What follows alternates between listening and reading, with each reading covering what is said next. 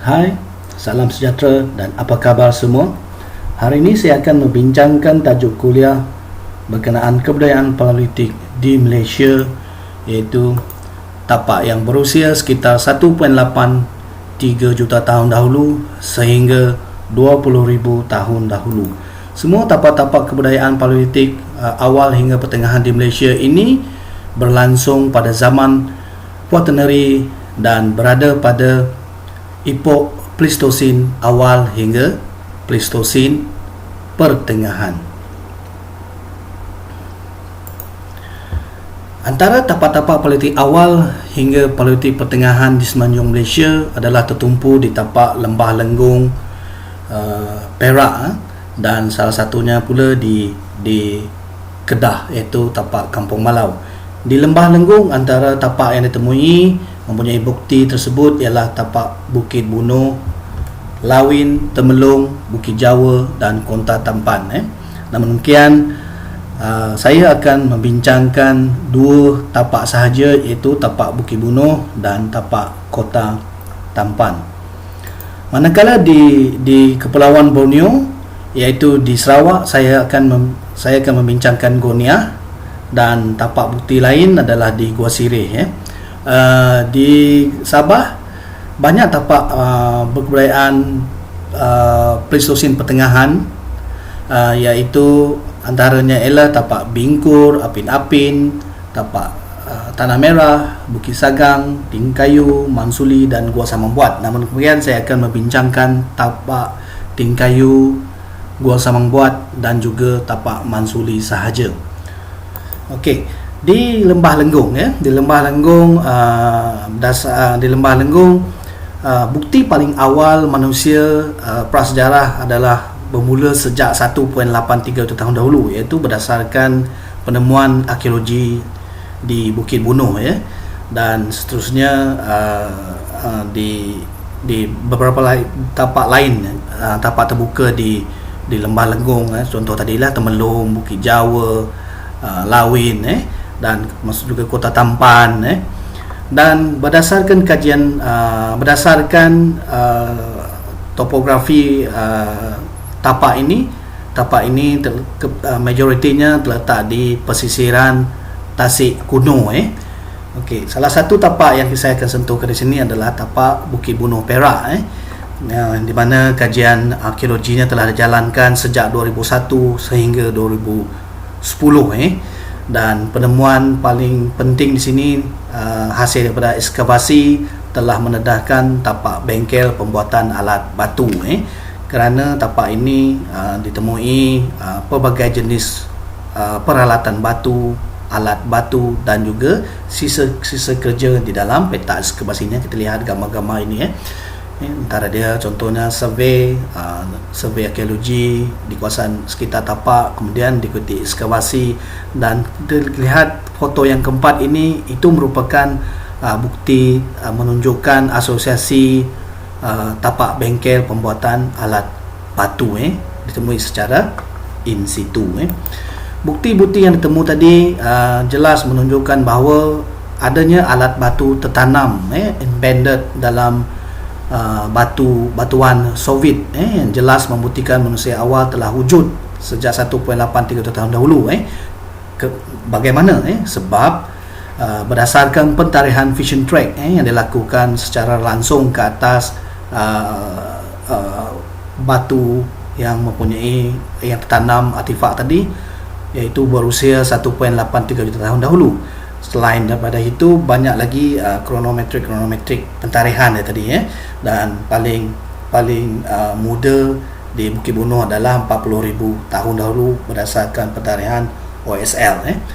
Dan ini merupakan contoh-contoh kajian yang telah dijalankan untuk melihat bukti alat batu yang tertanam di dalam batuan Soviet itu sendiri, iaitu melalui CAT scan, contohnya CT scan, itu salah satu. Dan lihat yang bukti yang di sini, berdasarkan raja sini juga kita nampak bukti penemuan bongkah-bongkah lain di perimeter ataupun di sekitar lokasi tapak Bukit Bunuh itu sendiri, jelas menunjukkannya adanya alat batu terbenam dalam batuan Soviet ini. Kita lihat gambar rajah yang ketiga tu, foto 3 tu, menunjukkan pelbagai jenis jenis batu yang tertanam semasa proses pencairan ataupun disebabkan proses impak meteorit tadi. Selain daripada itu, tapak-tapak di hasil ekskavasi di tapak Bukit Bunuh ni juga telah menemui produk alat pebble yang mewakili tapak bukti yang menunjukkan bahawa tapak itu mempunyai manusia prasejarah yang paling awal, iaitu produk alat pebble, iaitu kapak genggam. Dan selain daripada itu, alat repihan yang pelbagai jenis yang diperbuat daripada bahan asas ataupun sumber batuan yang terdapat di sekitar tersebut.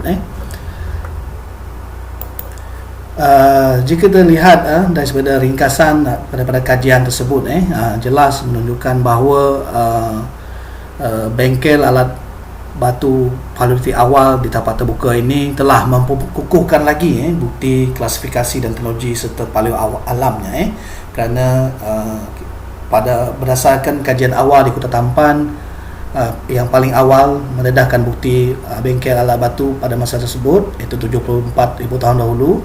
Dan kajian ini telah mengukuhkan lagi klasifikasi awal yang telah dibina. Dari segi paleo alam, tapak ini jelas berada di pesisiran Tasik, di pesisiran Tasik kuno, kerana mereka menggunakan batu-batu kerikil yang dibendapkan di tapak tersebut untuk dijadikan sebagai alat batu mereka. Kemudian tapak Kota Tampan, tapak Kota Tampan ini dipertarikhkan sekitar 70 tahun dahulu, berdasarkan debu gunung berapi sebenarnya, debu gunung berapi Toba sebenarnya. Debu ini ditemui bersama, kita lihat foto 6 ni. Debu gunung berapi ini, sisa-sisa debu ini ditemui berasosiasi, bercampur ataupun berasosiasi dengan artifak yang ditemui di tapak ekskavasi. Hasil daripada ekskavasi juga telah mendedahkan bukti bahawa tapak ini juga telah digunakan sebagai bengkel untuk membuat alat batu, kerana bukti-bukti yang ditemui tadi adalah terdiri daripada produk-produk yang separuh siap, produk-produk yang telah siap, dan juga terdiri daripada sisa-sisa kerja. Dan jika kita lihat bentuk asosiasi yang ditemui di Bukit Bunuh tadi juga sama sebenarnya, sama attribute dia, jelas menunjukkan bahawa kawasan tersebut, pesisiran Tasik kuno tersebut yang mempunyai kerikil telah digunakan oleh masyarakat Kota Tampan untuk digunakan membuat alat batu. Dan kajian juga di tapak tersebut juga mendedahkan bukti peralatan batu yang terdiri daripada batu pemukul, batu teras, batu pelandas, kemudian alat batunya terdiri daripada pebble dan alat repihan, kemudian sisa kerja ataupun puingan juga ditemui berasosiasi dengan peralatan ataupun alat batu yang dijumpai di peta ekskavasi. Dalam slide ini kita lihat foto 1, 2, ini merupakan bukti yang paling penting mendedahkan tapak ini betul-betul in situ, tidak terganggu, sebab konjoin ataupun batu yang pecah tadi boleh dicantumkan semula, menunjukkan bahawa tempat pembuatan tu adalah dalam keadaan in situ. Dan selain itu adalah merupakan alat repihan, jenis-jenis alat pebble, kemudian alat batu bentuk pasir ladam. Yang keenam ini merupakan alat batu pebble unifast. Dan ini merupakan slide yang menunjukkan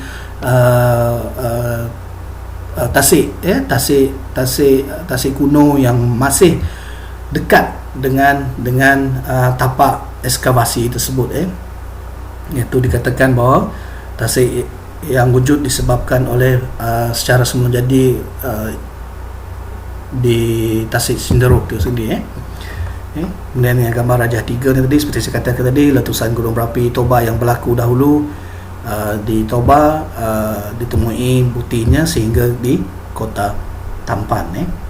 Kemudian tapak seterusnya adalah tapak Gua, itu di Sarawak, salah satu tapak paleolitik yang berada di gua, jika dibandingkan dengan dengan dengan Kota Tampan, Bukit Bunuh kebanyakan, ataupun di tapak paleolitik di semenanjung Malaysia kebanyakan tapak terbuka. Okey, kajian di sini telah banyak pengkaji yang menjalankan, contohnya Tom Harrison, Datuk Seraina Majid, Graham Baker, dan grup-grup dia banyak grup yang menjalankan kajian di tapak Gua Niah ini. Dalam kompleks Batu Kapur Gua Niah ni sebenarnya banyak tapak arkeologi, tetapi salah satunya adalah tapak Kuala Besar ni, Kuala Besar Westmount ni, yang mendedahkan bukti tapak tertua bagi Sarawak, iaitu dipentarihkan sekitar 40,000 tahun dahulu, di mana turut mendedahkan bukti tengkorak yang dengan panggilan deep skull, woman deep skull sebenarnya. Selain daripada itu, turut ditemui bukti-bukti alat-alat batu dalam bentuk alat penetak, alat repehan, dan juga alat tulang yang dihasil menggunakan tulang haiwan. Dan kajian-kajian terbaru juga menunjukkan alat batu itu digunakan untuk melapah tulang. Jika kita lihat yang 5 ini jelas menunjukkan adanya kesan tetakan ataupun kesan hiris di permukaan tulang tersebut. Dan Gua Niah telah mendedahkan beberapa bukti penting berkenaan dengan pemikiran manusia ataupun pemikiran masyarakat pemburu pemungut Niah itu sendiri, utamanya dari segi diet, dari segi persekitaran, dari segi strategi. Contoh di sini kita melihat dari segi nombor 1 dan nombor 2 ini, gambar raja nombor 1 nombor 2 ini menunjukkan bahawa ia merupakan sisa botani, iaitu buah kepayang ataupun keluak, dan buah kusap ini telah dimanipulasi untuk dijadikan sebagai sumber makanan sebenarnya. Sedangkan sumber makanan ini kalau tidak diproses dengan cara yang betul boleh memabukkan masyarakat yang memakannya. Jadi di sini timbul interpretasi dari segi pemikiran logik masyarakat tersebut dalam memproses sumber daya. Kemudian gambar rajah yang berkenaan dengan haiwan ini sangat penting, kerana dia merupakan petunjuk bahawa haiwan yang dikatakan tidak wujud di Sarawak pada hari ini sebenarnya telah wujud pada zaman sekitar 40,000 tahun dahulu, iaitu badak sumbu ataupun badak Sumatera masih wujud lagi pada masa tersebut dan telah diburu oleh masyarakat Niah untuk dijadikan sebagai sumber makanan. Selain daripada itu juga tinggiling gergasi, namun sekarang ini tinggiling ini dikategorikan telah pupus, juga ditemui di tapak Gua Niah. Kemudian yang paling penting harimau, merupakan harimau juga dikatakan sekarang ini tidak wujud di Sarawak, tetapi pada zaman tersebut haiwan ini masih wujud dan telah diburu oleh masyarakat. Begitu juga dengan orang hutan, juga dijadikan sebagai sumber makanan. Ini jelas menunjukkan berkaitan dengan persekitaran. Maksudnya di sini semasa peta sudah masih wujud lagi, maka haiwan-haiwan ini boleh bergerak daripada semenanjung Malaysia ke Kepulauan Borneo, ataupun dari Tanah Besar ke Kepulauan Borneo hanya melalui pentas Sunda pada usia 40,000 tahun dahulu. Seterusnya adalah tapak Mansuli. Mansuli ini adalah sebuah lembah. Dalam lembah Mansuli ini sebenarnya ada 2 tapak yang ditemui, iaitu tapak terbuka Mansuli dan tapak Gua Samang Buat yang sama terletak di lembah Mansuli. Masuk di sini ekskavasi telah dijalankan oleh USM juga, PPAG sekitar 2003 dan 2007. Dan penemuan penting di sini adalah mendedahkan bukti paling tua, tapak paling tua yang mewakili tapak di Kepulauan Borneo. Dan hasil ekskavasi juga jelas menunjukkan peralatan batu yang terdiri daripada batu pemukul, batu pelandas, batu teras, kemudian alat batunya pelbagai jenis, terdiri daripada alat pebble dan alat repehan, alat ketulan. Dan selain itu juga temui sisa-sisa kerja yang berasasi dengan alat yang separuh siap dan juga separuh siap. Dan jika kita bandingkan dengan tapak-tapak ini semenanjung Malaysia, tapak-tapak terbuka di semenanjung Malaysia, jelas atribut ini merupakan petunjuk bengkel pembuatan alat batu sebenarnya.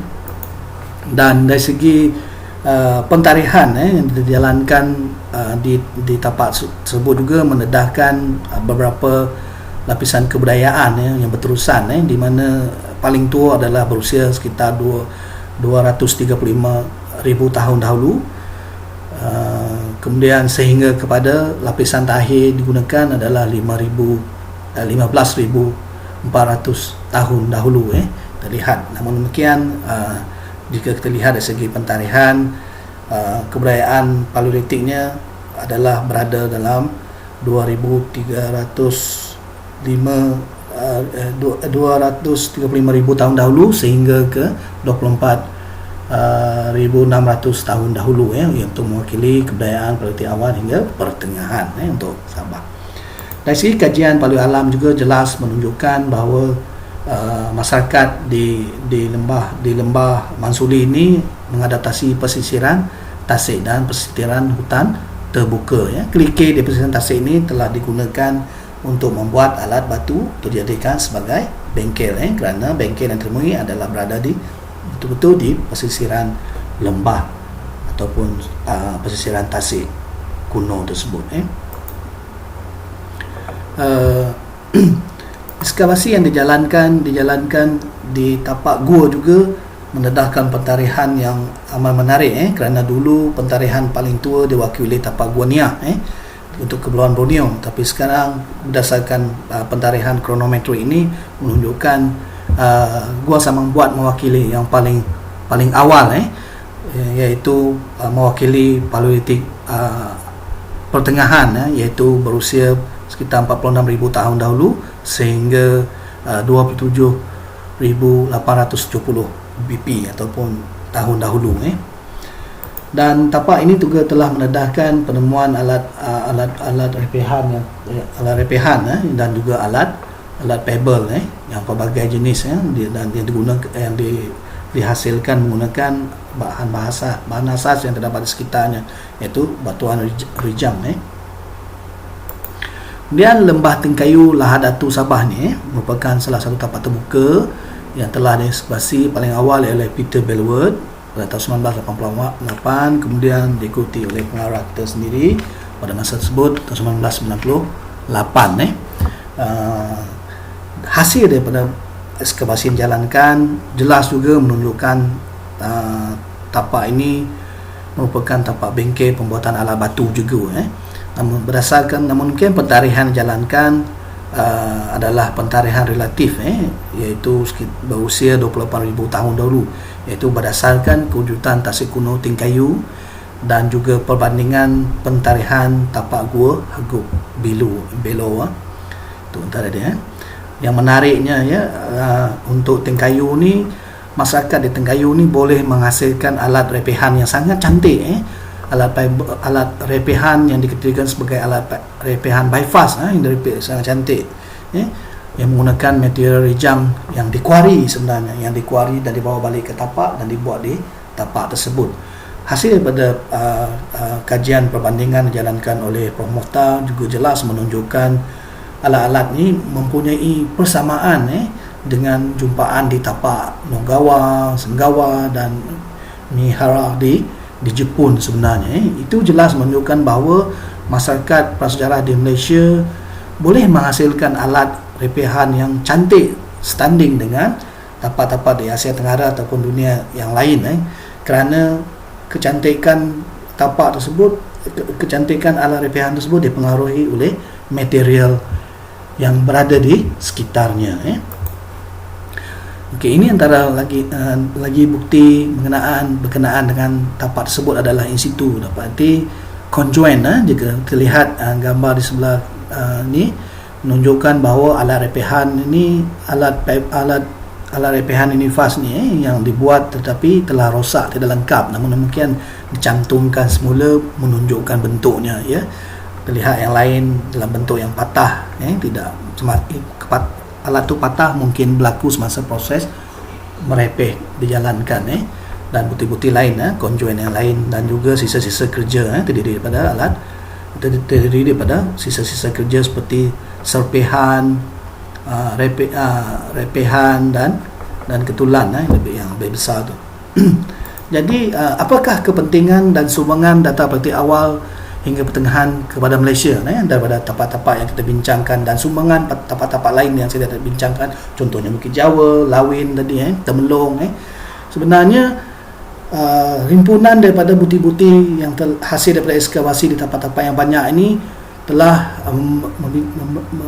mendedahkan, telah menyumbang kepada interpretasi berkenaan bengkel pembuatan alat batu paleolitik dan fungsi alatnya.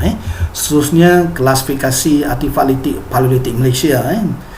Kemudian kita telah mengetahui teknologi pembuatan litik dan Asia Tenggara juga dikelaskan tidak mundur. Nanti saya akan bincangkan. Selain itu, sumbangan dari segi teori kepupusan masyarakat kuno Kota Tampan, juga wujud juga kejadian impak meteorit terawal di Asia Tenggara, kemudian isu periodisasi Hobbesian, kronometrik, adaptasi dan paleo alam, sesungguhnya menyumbang kepada sosioekonomi juga.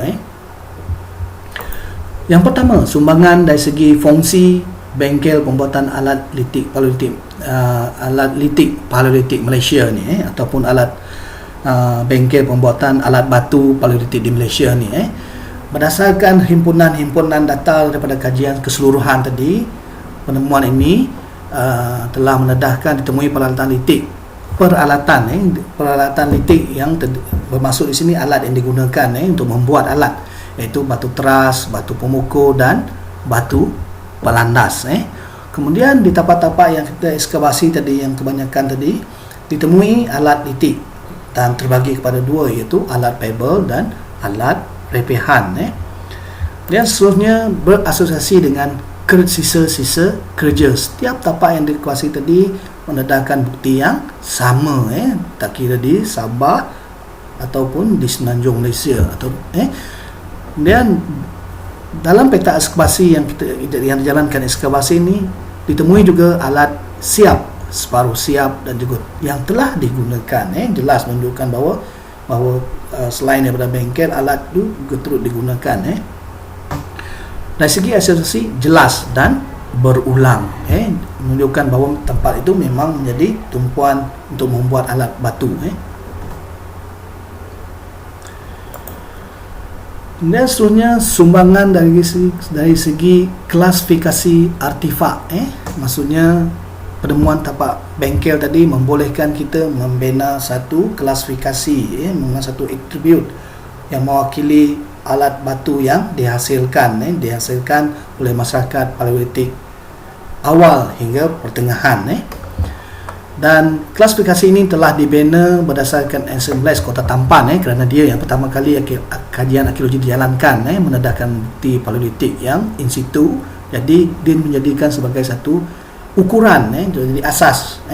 Dan tapak-tapak lain, penemuan daripada tapak-tapak lain ini telah diuji berdasarkan ensembles Kota Tampan tadi, dan disesuaikan dalam konteks Asia Tenggara. Kita tidak syok sendiri, tetapi jumpaan tersebut dibandingkan dengan bukti-bukti di konteks di Asia Tenggara sebenarnya. Okey, yang pertama ni adalah seperti saya masuk tadi, klasifikasi peralatan litik, iaitu terdiri daripada batu teras ataupun core, di mana ciri-ciri utama dia batu teras ini mesti mempunyai kesan pemukulan, maksudnya dari mana dia pecah, dari mana dia ketuk. Kemudian fasit ataupun repehan yang terkeluar daripada batu teras tadi merupakan bahan yang akan dijadikan sebagai alat jika digunakan. Kemudian seterusnya klasifikasi dari segi peralatan ini terdiri dari 1.2 adalah batu pelandas ataupun anvil. Kesan gunanya adalah bertentangan dengan dasar, dan kebiasaannya sama ada dia stabil secara semula jadi ataupun tidak. Jika tidak stabil, biasanya masyarakat prasejarah akan merepeh bahagian dasarnya supaya diletakkan di permukaan tanah, dia tidak bergoyang, kukuh bila diletakkan. Stabil, membolehkan proses aktiviti memukul di atasnya dapat dijalankan dengan lancar. Kemudian seterusnya batu pemukul ataupun hammerstone yang digunakan untuk memecahkan batu teras tadi. Atributnya selalunya ala batu pebble semua, jadi sama ada dalam bentuk bulat ataupun oval, memanjang. Biasanya jenis ataupun kesan guna yang selalunya terdapat di permukaan batu pemukul adalah sama ada dalam bentuk menggerutu ataupun terepeh, sama ada di salah satu bahagian hujung ataupun dalam bentuk kelilingnya. Jadi alat berdasarkan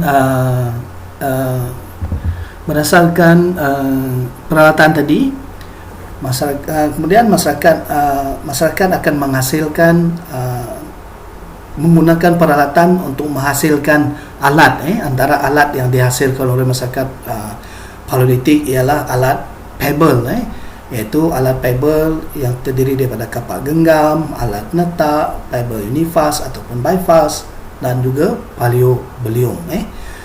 Alat pebble ialah alat batu yang dapat dibezakan daripada semua artifak lain berdasarkan dua atribut penting, iaitu walaupun telah diubah suai, masih mengekalkan bentuk pebble-nya. Maksud di sini masih mengekalkan bentuk klikirnya ataupun bentuk batu sungainya walaupun telah direpeh.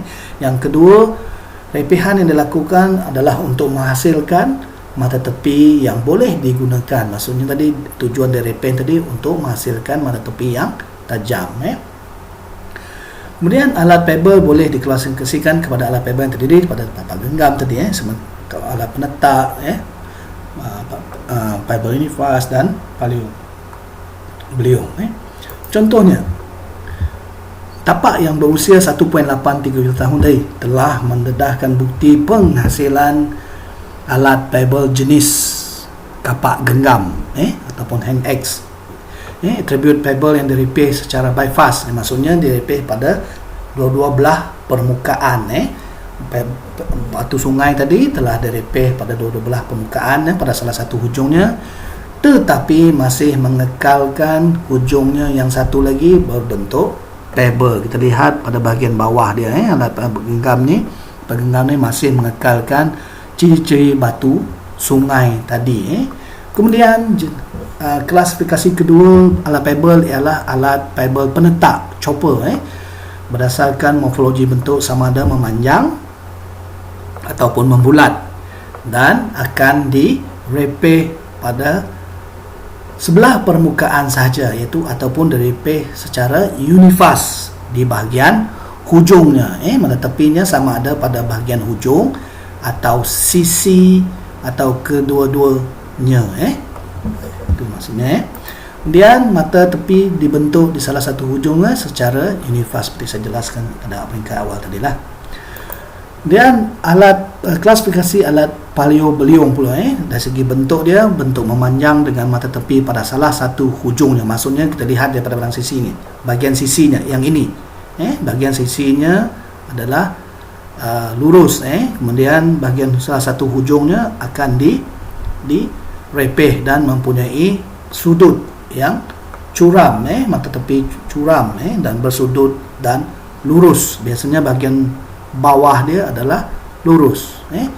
Terlihat di sini, sisi alat memanjang yang lurus sama ada direpeh ataupun secara semula jadi. Jadi batunya akan dipilih sama ada mempunyai ciri-ciri yang secara semula jadi. Sekiranya tidak, mungkin dia akan, masyarakat prasejarah akan merepeh bahagian sisinya juga. Kemudian seterusnya alat pebble unifast. Ini yang sangat menarik. Alat pebble ni telah direpeh secara permukaan di sekeliling sisinya, direpeh secara sebelah permukaan, unifast di sekeliling sisinya, dan masih mengekalkan bentuk pebble. Sebab itulah dia dikelaskan sebagai alat pebble. Kita lihat gambar ni.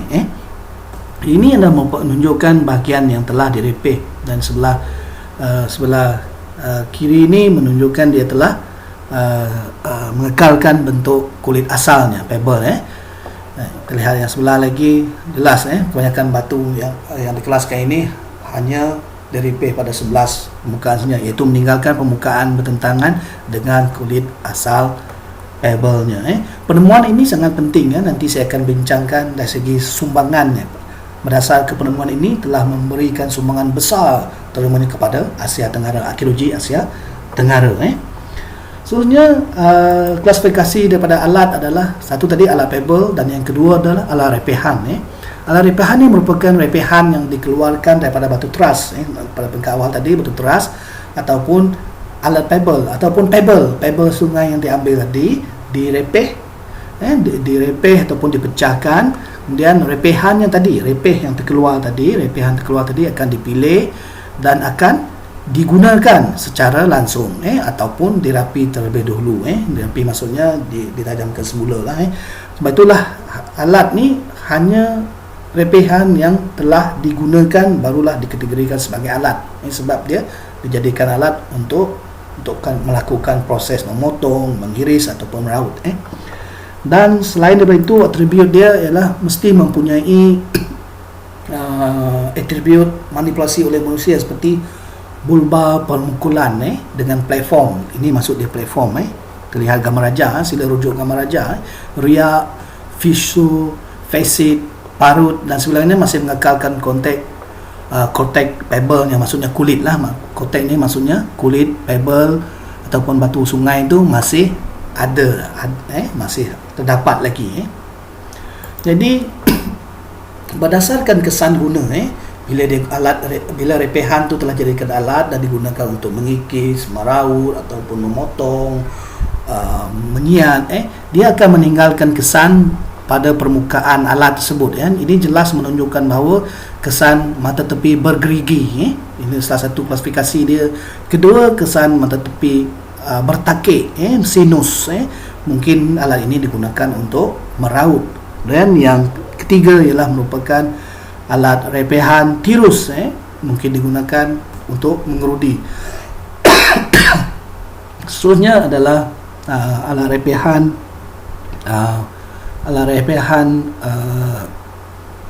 berperimping, bermaksud mata tepi itu telah dirapikan semula. Setelah digunakan, alat tersebut dirapikan semula supaya lebih tajam lagi. Oleh itu, berdasarkan kesan guna yang terdapat di mata tepi alat boleh dibagikan kepada 4 jenis klasifikasi utama, iaitu bergerigi, bertakik, bertirus dan juga berperimping. Klasifikasi yang ketiga adalah sisa kerja ataupun puingan, di mana dalam proses membuat alat batu tadi maka terdapatlah sisa-sisa kerja dia yang terdiri daripada serpihan, chips, kemudian repehan, flex, kemudian ketulan, cang. Semua ini kita lihat daripada gambar rajah ini yang sebelah sini, terlihat sebelah sini terdapati daripada proses perbandingan yang dilakukan dari bukti ini juga dikukuhkan melalui proses eksperimen.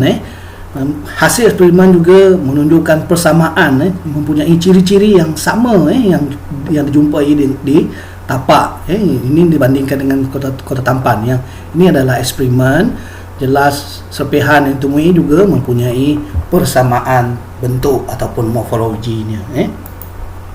Oleh demikian, sumbangan yang ini kedua ini adalah berkenaan dengan klasifikasi litik paleolitik Malaysia, di mana peralatan tadi dikira batu teras, batu pelandas, batu pemukul, kemudian alat dibagi kepada dua, iaitu pebble dan repehan.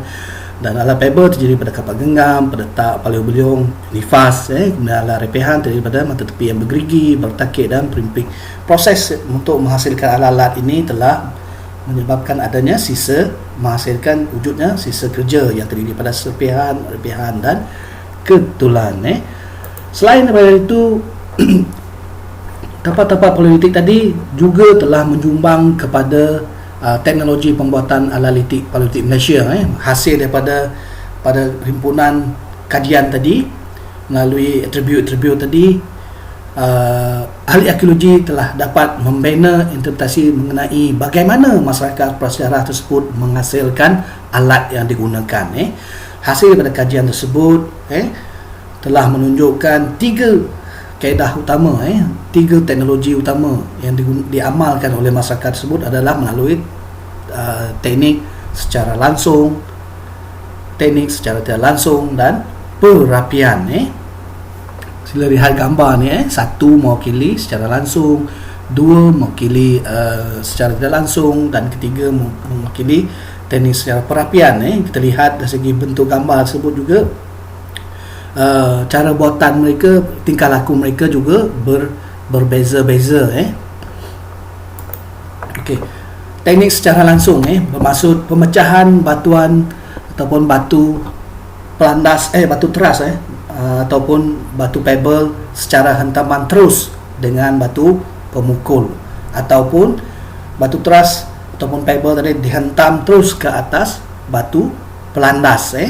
Jadi proses tersebut akan menghasilkan repehan menyebabkan batu teras tadi akan pecah, terepeh, dan repehan tersebut akan digunakan ataupun mereka melakukan pembuatan untuk membuat alat pebble. Terlihat batu pemukul menghentam secara terus ke batu pelandas, kemudian batu teras menghentam terus ke batu pelandas, kemudian batu pemukul yang besar dihentam terus ke atas batu teras yang besar.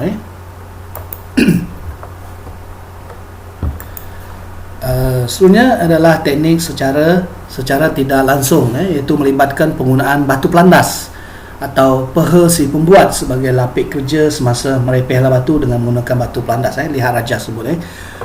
Batu pelandas ini sebagai media untuk meletak batu pelandas supaya proses memecahkan tu lebih stabil, supaya lebih mudah untuk mendapatkan repehan yang diperlukan. Kemudian selain itu juga paha si pembuat juga digunakan sebagai pelapik untuk terutamanya dalam proses menghasilkan alat pebble ataupun merapi mata tepi alat repehan. Dan teknik merapi mata tepi ini mata tepi ini adalah satu kaedah untuk menajamkan semula mata tepi alat yang telah digunakan ataupun belum mereka ambil repehan yang terhasil, mereka ambil kemudian mereka rapi mata tepinya agar menghasilkan mata tepi yang lebih tajam melalui teknik penghasilan secara langsung ataupun tidak langsung diaplikasikan. Seterusnya dari segi pemilihan bahan asas, oleh kerana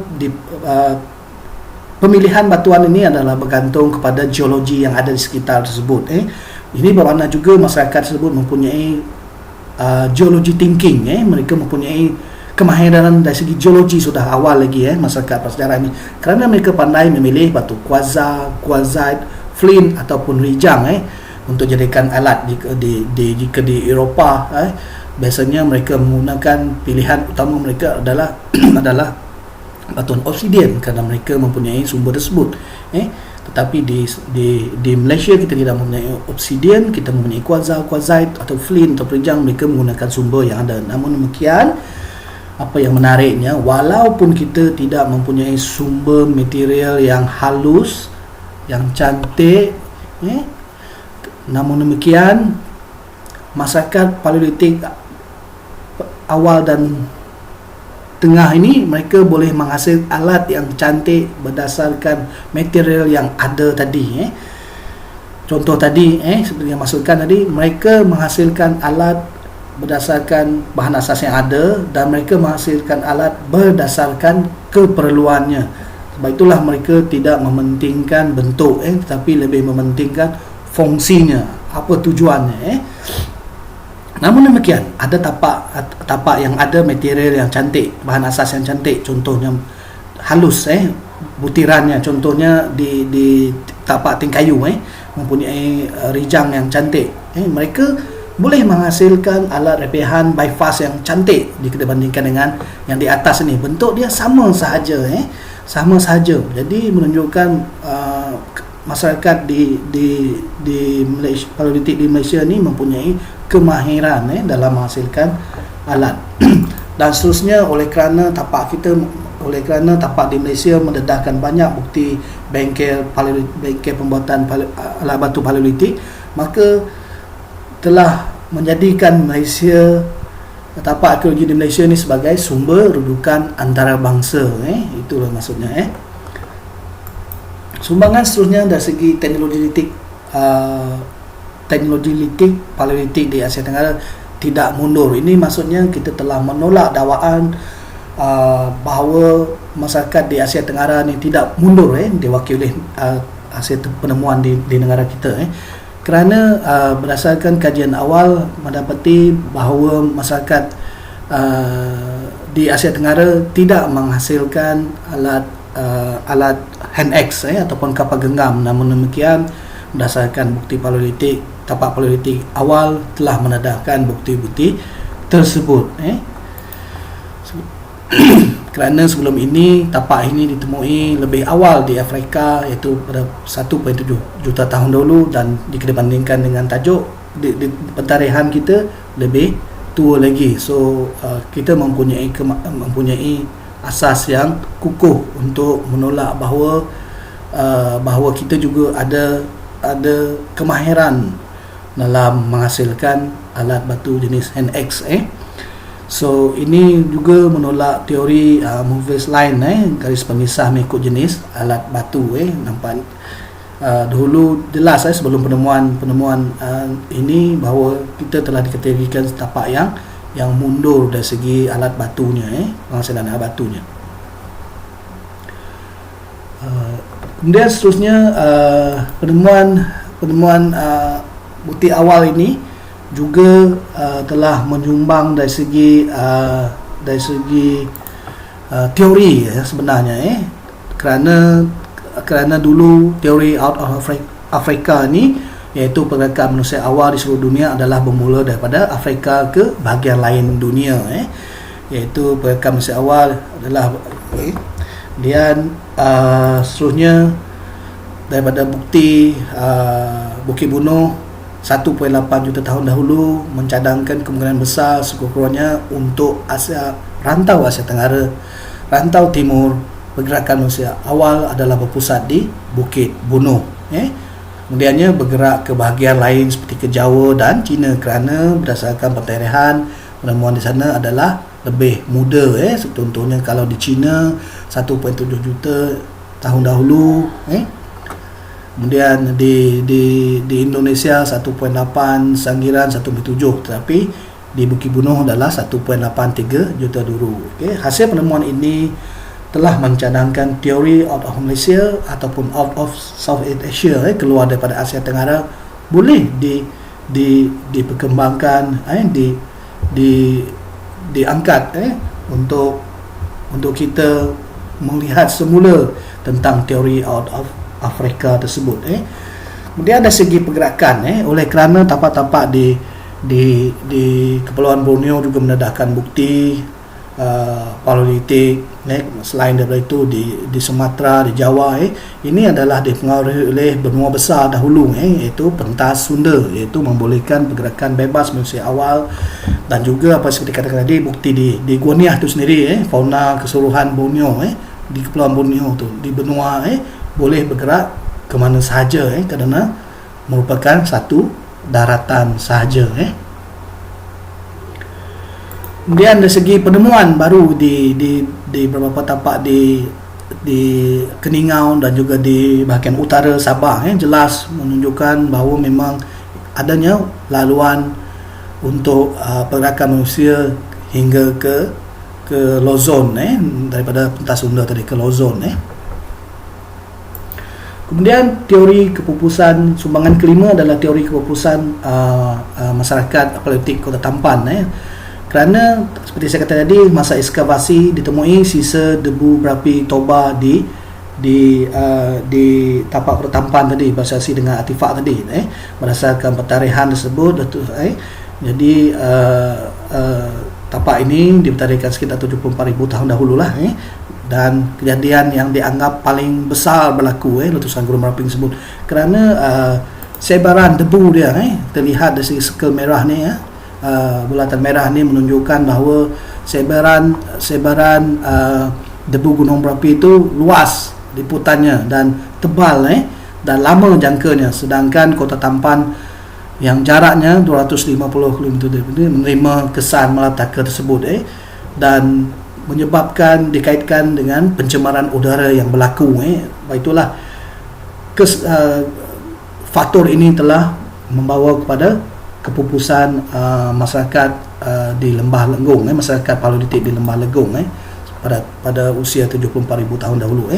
Dan ini merupakan bukti in situ, selain ditemui bersama dengan artifak tadi di Kota Tampan, di lain-lain tapak di Lenggong, contohnya Bukit Sapi, sehingga hari ini kita boleh melihat lagi mendapan debu gunung Merapi Toba di Lembah Lenggong tadi. Kemudian di Jawa juga di tapak Bukit Jawa juga mendedahkan lapisan tebal yang berwarna putih ni menunjukkan bahawa lapisan gunung berapi Toba. Sumbangan ke-6 ialah berkaitan dengan Bukit Bunuh, merupakan tapak tertua dan telah memberikan kita data tentang bukti impak meteorit di Asia Tenggara yang berlangsung pada 1.83 juta tahun dahulu. Bukti impak meteorit ni, kesan hentaman tersebut telah menyebabkan perubahan kata sumber geologi semula jadinya dan sumber batuan terimpak, maksudnya di sini solvit. Bila ada berlakunya kejadian ini, dia akan mengubah struktur geologi yang ada di kawasan hentaman tersebut. So ini kita lihat rajah di sini, kita lihat bongkah-bongkah yang terkeluar akibat hentaman tersebut dan telah mengubahkan ciri-ciri semula jadi batuan tersebut di kawasan tersebut. Sebab itulah dia diklasifikasikan sebagai batuan solvit, impak meteor rock, impak meteorite rock, pelbagai jenis batuan di situ. Dan lihat di sini bagaimana proses berlakunya bukti impact meteorit tadi. Sumber batuan tersebut telah digunakan. Batuan yang terimpak tersebut, masa berlakunya kejadian tersebut lebih awal. Sebab mengapa kita katakan lebih awal? Sebab alat batu tersebut telah ada di situ dan berlakunya hentaman dan tergumpal ataupun tertanam dalam batuan yang dikelaskan solvit ini. Jadi inilah merupakan bukti yang menunjukkan bahawa masyarakat paleolitik paling awal bukan sahaja di Malaysia, di Asia Tenggara, tapi di dunia, kerana bukti hentaman meteorit di Asia Tenggara yang telah direkodkan di Jerman itu sendiri lebih muda. Kemudian seterusnya sumbangan dari segi pembubaran istilah ataupun isu periodisasi di Asia Tenggara. Seperti saya katakan tadi di Kota Tampan tadi, pada peringkat awal saya katakan bahawa Kota Tampan telah menedahkan alat batu pebble unifast, alat batu pebble yang direpis secara sebelah permukaan saja. Kerana kajian di Vietnam telah menjadikan penemuan tersebut telah dijadikan sebagai ciri yang mewakili zaman ataupun kebudayaan Hoabihien ataupun zaman kebudayaan Mesolitik, ada yang dikenal ke zaman Mesolitik. Tetapi kita tidak setuju dengan klasifikasi tersebut dengan periodisasi tersebut, sebab bukti ini telah ditemui lebih awal, iaitu 74,000 tahun dahulu di Kota Tampan sendiri. Namun demikian, isu ini saya akan bincangkan lebih terperinci pada kuliah Mesolitik, Hoabihien dan Epipaleolitik nanti. So dan penemuan di Kota Tampan ini telah menolak tentang periodisasi yang ingin digunakan untuk mewakili satu kebudayaan yang berlangsung di Malaysia ataupun di Asia Tenggara. Hasil daripada kajian paleolitik awal hingga pertengahan juga telah menyumbang kepada pembinaan ataupun melengkapkan jurang kronologi kebudayaan paleolitik di Malaysia. Makin banyak bukti-bukti yang kita jumpa dan mempunyai pentarihan, maka makin lengkaplah data tentang urutan prasejarah yang berlaku di Malaysia. Contohnya di Lembah Lenggong sendiri mempunyai bukti kebudayaan prasejarah yang agak lengkap, dan 90% tapak arkeologinya mempunyai urutan berkronometrik, maksudnya urutan yang mempunyai pentarihan secara mutlak. Dan ini seperti tadi, penemuan ini telah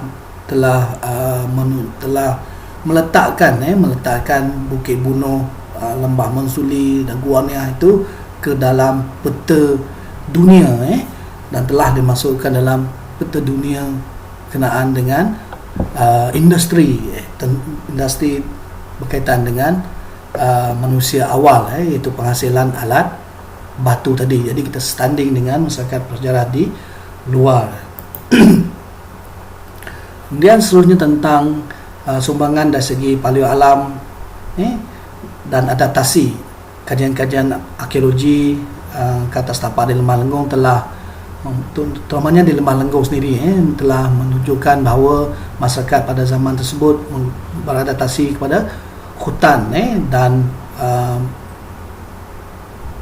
menggunakan sumber kerikil yang ada di tasik kuno. Tasik kuno itu telah wujud pada zaman tersebut ekoran daripada berlakunya tanah runtuh semula jadi di cenderuh dan menyebabkan sungai-sungai yang ada tadi telah tersekat dan akhirnya mewujudkan tasik itu tasik cenderuh.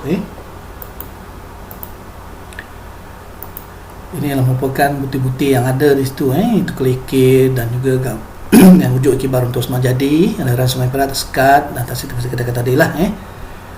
Dan selain daripada di tapak kebudayaan paleolitik paling dalam di tapak paleolitik awal di semenanjung Malaysia, di Sabah itu sendiri, Sabah di Lembah Mensuli, di Lembah Keningau dan di Kayu juga menunjukkan bahawa masyarakat paleolitik awal gemar beradaptasi dengan sumber-sumber yang tak boleh diperolehi daripada persekitaran tasik. Selain daripada itu juga kajian arkeologi yang dijalankan di Lembah Lenggong juga telah menghasilkan data baru berkenaan dengan Sungai Perak di mana Sungai Perak ini telah berlaku sebanyak 5 kali berlaku perubahan sebanyak 5 kali sehingga ke sungai yang asal sekarang. Itu berdasarkan kajian penginderaan jauh dan survei lapangan dijalankan di teres-teres yang mendedahkan bukti kerikil sungai yang berbeza kedudukan dan ketinggiannya. Kemudian juga menunjukkan tasik dan sungai tadi. Seterusnya di masyarakat prasejarah di Sabah contohnya yang saya gunakan ini adalah di tapak Bukit Sagang. Masyarakatnya juga telah menggunakan kerikil yang dimendapkan di sungai. Aliran sungai ini menunjukkan bahawa masyarakat tersebut telah pergi ke kawasan sungai, pesisiran sungai ataupun kaki sungai untuk mendapatkan kerikil untuk dijadikan sebagai alat dijadikan sebagai alat ataupun sebagai bengkel.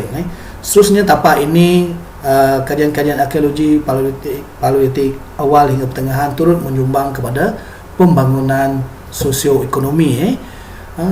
Satu contoh di sini tanggal 26 Februari 2009 Pusat Pendidikan Arkeologi Malaysia PPAM pada dahulunya telah ditarafkan menjadi pusat penyelidikan arkeologi global selaras dengan sumbangan besar pusat tersebut kepada data negara yang turut penting pada arkeologi global terutamanya dengan penemuannya 1.83 juta tahun dahulu telah mengegarkan dunia bahawa kita juga mempunyai data yang awal yang standing dengan Afrika.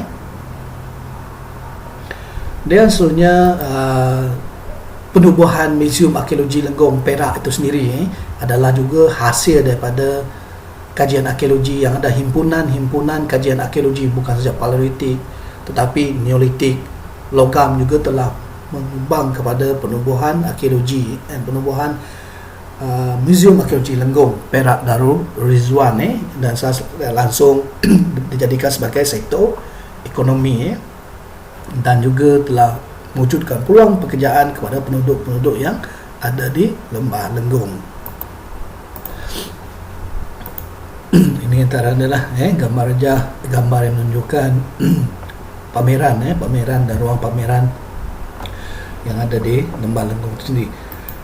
Apa yang menariknya data arkeologi yang ada di Lembah Lenggong tu telah membawa kepada pencalonan Lembah Lenggong sebagai warisan arkeologi Lembah Lenggong ataupun sebagai tapak warisan dunia UNESCO iaitu pada 2012 itu 10 November 2012 telah mengiktirafkan Lembah Lenggong sebagai tapak warisan dunia, itu adalah sumbangan besar dunia arkeologi kita, ataupun sumbangan besar daripada kajian arkeologi yang dijalankan oleh USM itu sendiri.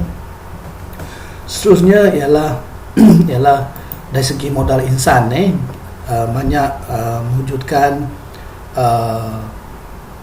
bidang pengajian dari segi master, dari segi PhD. Pusat Pendidikan Arkeologi sendiri telah menerima banyak pelajar-pelajar yang menyambung dalam bidang PhD, dalam ijazah PhD, dalam pelbagai bidang dalam arkeologi. Selain itu juga sini, seperti yang saya lampirkan di sini, terlihat USM telah mempunyai laman arkeologinya sendiri, kemudian mempunyai package lawatan, lawatan berpandu, lawatan ke Lembah Lenggong, lawatan ke galeri. Kita juga berjaya menubuhkan galeri arkeologi di dalam kampus USM itu sendiri. Oleh demikian, berdasarkan perbincangan ini, kita dapat simpulkan bahawa satu taburan apa yang kita telah bincang tadi adalah satu taburan tapak dan jenis tapak, pentarihan, penemuan dan interpretasi dia. Kemudian dari segi klasifikasi, alat, peralatan dan juga sisi kerjanya, dari segi teknologi pembuatannya secara langsung, tidak langsung, perapian, dari segi teori kepupusan masyarakat Kota Tampan, cadangan untuk menulis semula teori out of Africa, kemudian bukti kejadian semula jadi, iaitu impak meteorit, dan seterusnya paleo alam dan adaptasi. Jelas kebanyakan tapak paleolitik awal di Malaysia mereka lebih mengadaptasi kepada tasik dan hutan terbuka. Dari segi kronometrinya jelas 1.83 juta tahun dulu, dan juga sehingga 20,000 tahun dulu kita dapat menghasilkan satu urutan kebudayaan yang lengkap, kerana kita mempunyai kajian yang saintifik yang kita dapat mempertarikhkan tapak-tapak yang kita kaji. Kemudian pembangunan sosioekonomi dengan menyumbang dari segi sektor pelancongan dan menyumbang dari segi model insan. Selain itu, kebudayaan manusia paleolitik di Malaysia juga boleh kita simpulkan bahawa masyarakat tersebut bergantung semata-mata pada teknologi alat batu, dan kedua, kelangsungan hidup, memburu dan memungut bergantung sepenuhnya pada sumber daripada sekitaran semula jadi, tasik, sungai dan hutan. Habitasi mereka ketinggal di tapak terbuka dominan berdasarkan pertemuan tapak-tapak tadi. Kemudian di pesisiran tasik dan juga tapak gua Niah dan juga gua Sabang Buat contohnya. Dari segi cara hidup mereka mengamalkan cara hidup nomadik, iaitu berpindah randah dalam band yang kecil 30 hingga 40 orang dalam kumpulan kecil, memudahkan mereka berpindah randah, memudahkan mereka bergerak mencari sumber yang ada di sekitar mereka.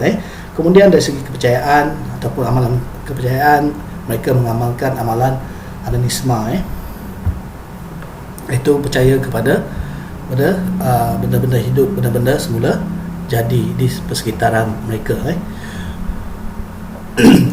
Okey. Untuk pengetahuan pelajar, saya akan bekalkan pelajar dengan dua versi kuliah.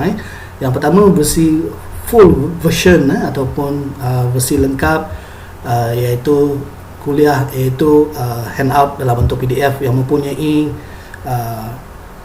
perbincangan yang lengkap, terutamanya berkenaan dengan tapak-tapak paleolitik awal hingga pertengahan yang lain yang tidak dibincangkan dalam kuliah ini, kerana ada dalam di situ dibekalkan. Dan versi kedua ini adalah apa yang saya gunakan dalam perbincangan hari ini. Dan saya harap pelajar boleh mengajukan secara terus melalui WhatsApp ataupun email kepada saya berkenaan dengan topik kebudayaan paleolitik di Malaysia yang berada dalam lingkungan kebudayaan paleolitik awal hingga kebudayaan paleolitik pertengahan. Dan seterusnya kuliah nanti kita akan menyambung berkenaan dengan kebudayaan paleolitik yang berlangsung pada zaman kebudayaan AP paleolitik ataupun paleolitik akhir. Sekian, terima kasih.